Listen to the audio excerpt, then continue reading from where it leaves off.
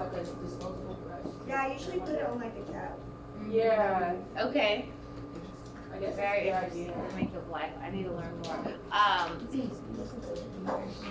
I don't wear anything on my face at all. You don't need it. I actually have been wearing Bare Minerals tinted moisturizer thanks to Sarita, who's not here. She gave me one, and it's actually a perfect match.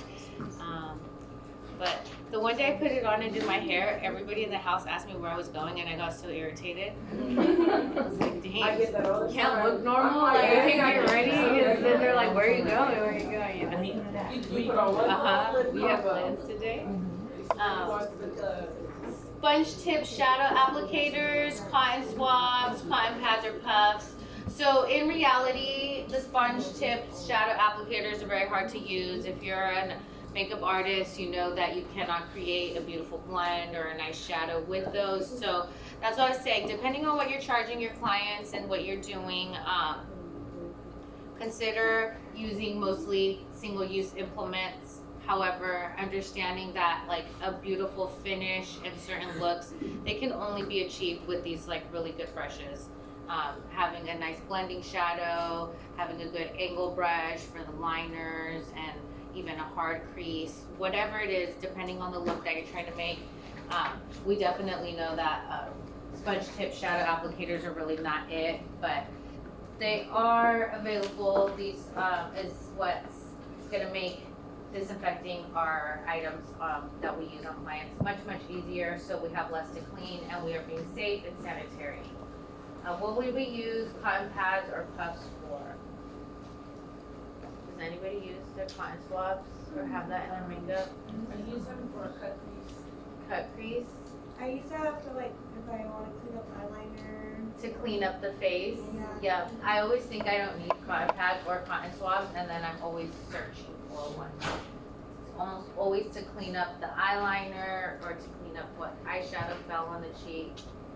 Definitely essential. We forget some of the basic essentials, our hand sanitizers, our trash bags, our cotton swabs, etc., etc. We can't get lazy. We have to remember it's a lot of things we need for every single service.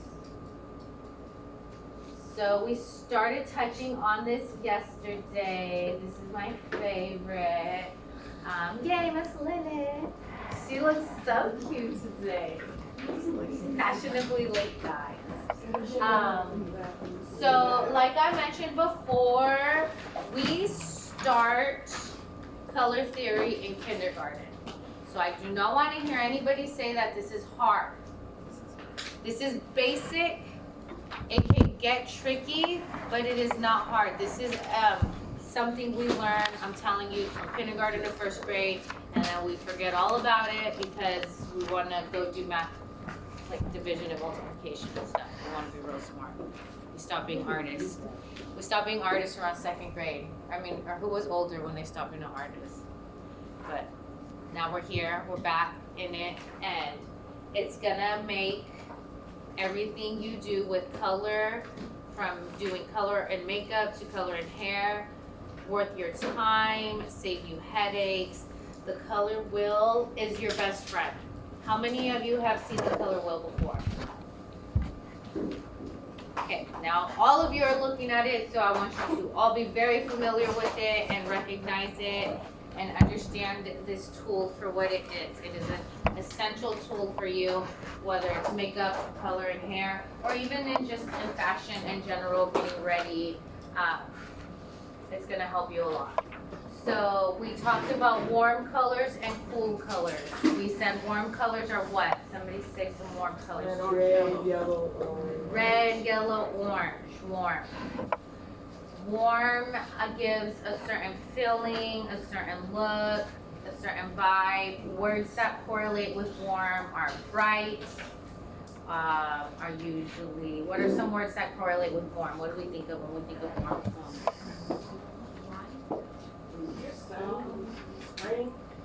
Spring, sunny. Sunny has warm tones, so usually warm tones are bright, cozy. Fall time is very warm toned.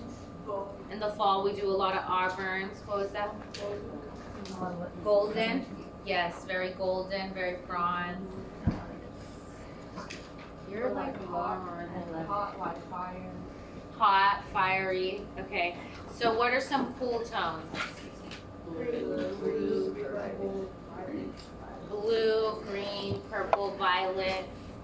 So I want to talk really quick about like red violet and red and red orange. Red violet is technically a cool red. Red orange is a warm red. Red is a true red. So within every color, there's different shades depending on which direction you go. So like I said, there's red, which is a true red, right at red. But if I add purple to it, I can get like a magenta, which is a red violet, which is a little bit cooler than warm. It has some warmth to it, but it's cooler. It's starting to cool the violet and the blue. And then if I had red orange, I would be in a warmer side of red. Any questions? So that same concept applies to all of the primary colors. So out of this color wheel here, we have the primary colors and then we have the secondary colors. The cool colors and the warm colors are separated right here. It's showing you exactly. And then we also have the secondary colors, which are colors that we mix. The red violets, the red oranges. Are you guys keeping up? I don't want to lose you guys. So we have our primary colors and we have our secondary colors. We have warm colors and we have cool colors.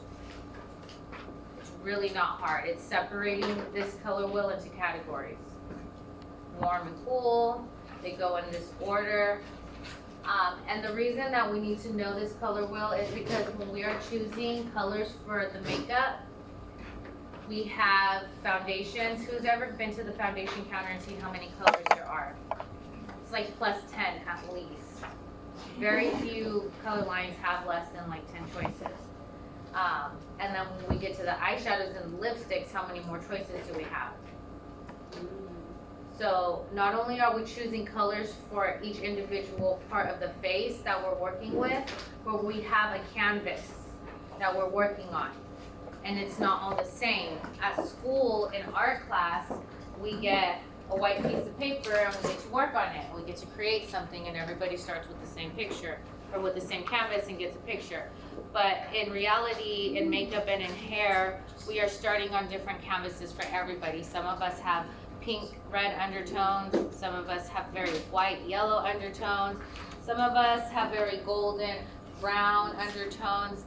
Everybody is unique in their skin color, and the main thing that you can identify through everybody is what is their undertone. The undertone is not easy to identify, but it is going to be the key and the essential part to most of anything you do in makeup or hair coloring.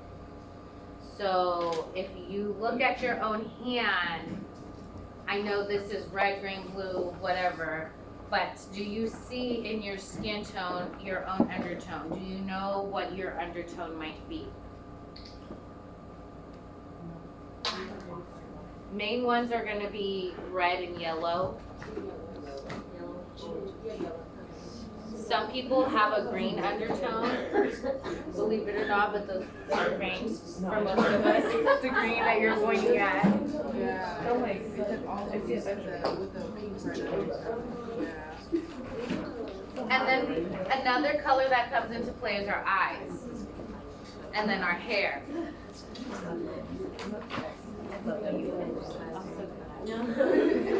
So basically, this is going to be the key principal foundation. And I know that it doesn't seem obvious, but it will get more obvious as you do it more often, as you start practicing more. You'll start to see how the undertone fits in the color wheel and how what you're choosing is going to help you or hurt you in the makeup application. Does that make sense? So, let's keep going so that you guys can get it better. If you guys don't have a picture of this somewhere,